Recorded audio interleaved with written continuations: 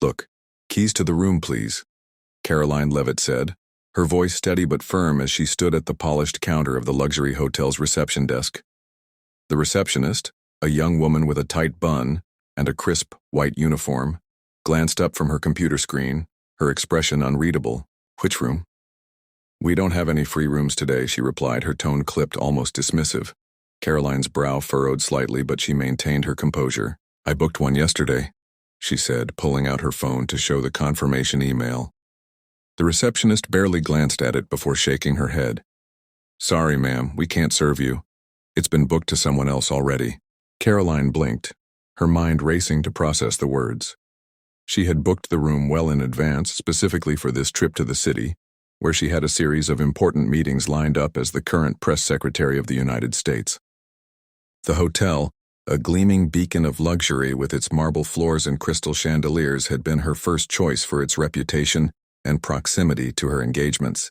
But now, standing there with her suitcase by her side, she felt a wave of frustration rising.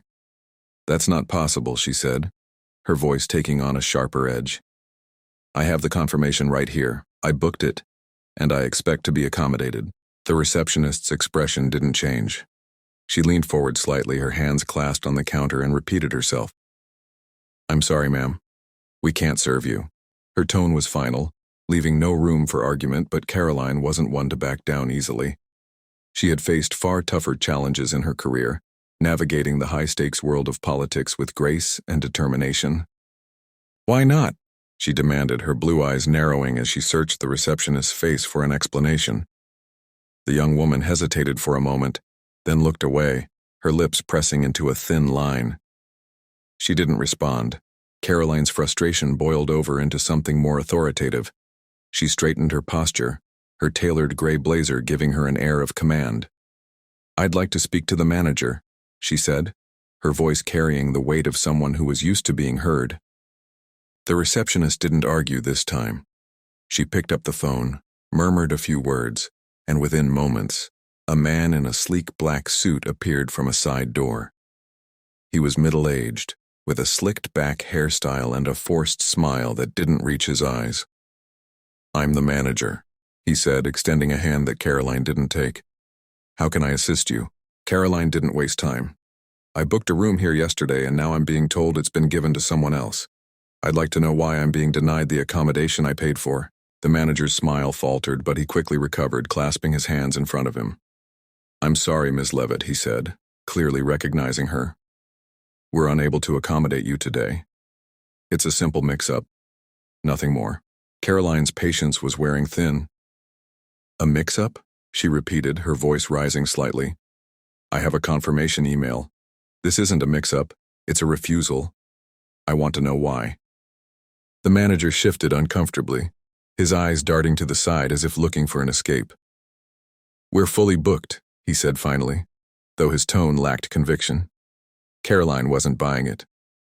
She opened her mouth to press further, but before she could, a couple passed by her on their way to the grand staircase leading to the upper floors.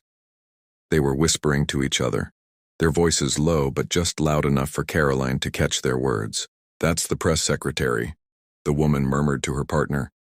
"You know she's being denied because she's Catholic." The man nodded, his expression grim. "Disgraceful," he muttered as they disappeared up the stairs. Karoline froze, the words hitting her like a punch to the gut. Catholic. That was the reason. She turned back to the manager, her mind reeling as the pieces fell into place. Her faith, something she held dear, something that had guided her through every challenge in her life, was being used against her. She felt a surge of anger, but beneath it, a deep sadness. "Is that true?" she asked, her voice quieter now but no less forceful. "Are you refusing me because I'm Catholic?" The manager's face flushed, and he stammered for a moment before regaining his composure. "That's absurd," he said, though his eyes betrayed his discomfort. "We don't discriminate here. It's just a booking issue." But Karoline wasn't listening to his excuses anymore. She turned to the receptionist, who had been watching the exchange with wide eyes. "And you?" she asked. "Is that why you wouldn't tell me the reason?" The receptionist looked down at the counter, her silence speaking volumes. Karoline took a deep breath, her mind racing as she considered her next move. She could walk away, find another hotel, and let this go. But that wasn't who she was. She wasn't just the press secretary. She was a woman of faith, a follower of Jesus Christ, and she wouldn't let this act of discrimination stand. She turned back to the manager, her expression calm but resolute. "You've made a grave mistake," she said, her voice steady. "Not just in denying me a room, but in thinking you can discriminate against someone because of their faith and get away with it." The manager opened his mouth to protest, but Karoline held up a hand to silence him. "I'm not leaving," she said, "not until this is resolved." She pulled out her phone and dialed a number, her fingers moving with purpose. Within moments, she was speaking to her team, her voice calm but commanding as she explained the situation.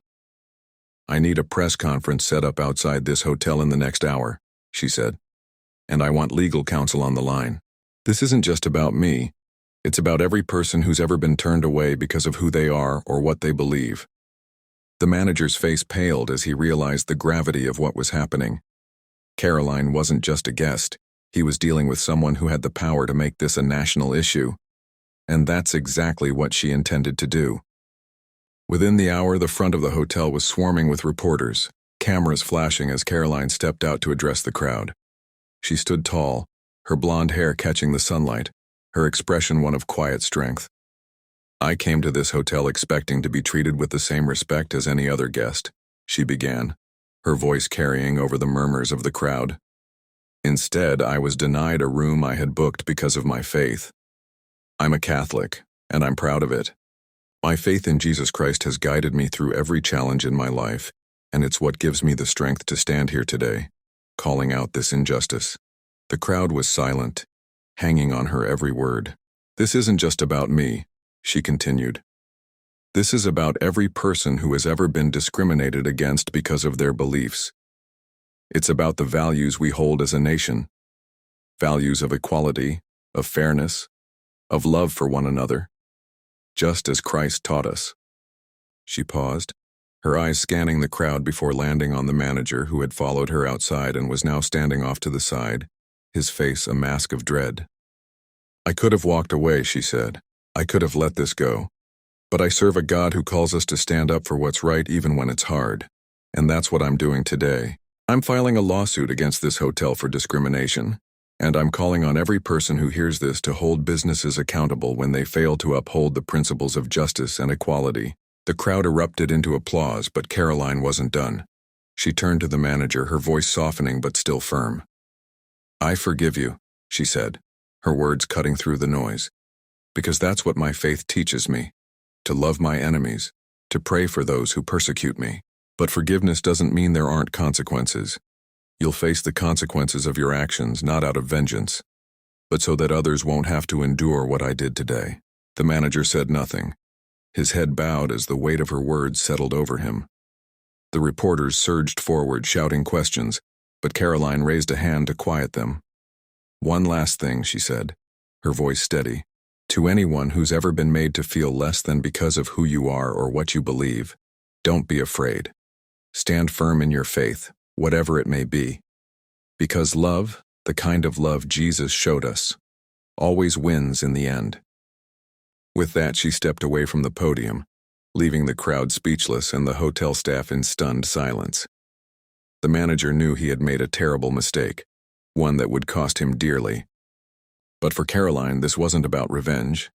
It was about justice, about faith, and about showing the world what it truly meant to live out the teachings of Christ. She walked away from the hotel that day, her head held high, knowing she had done what was right. And in that moment, she became more than a press secretary. She became a beacon of hope for anyone who had ever been told they didn't belong.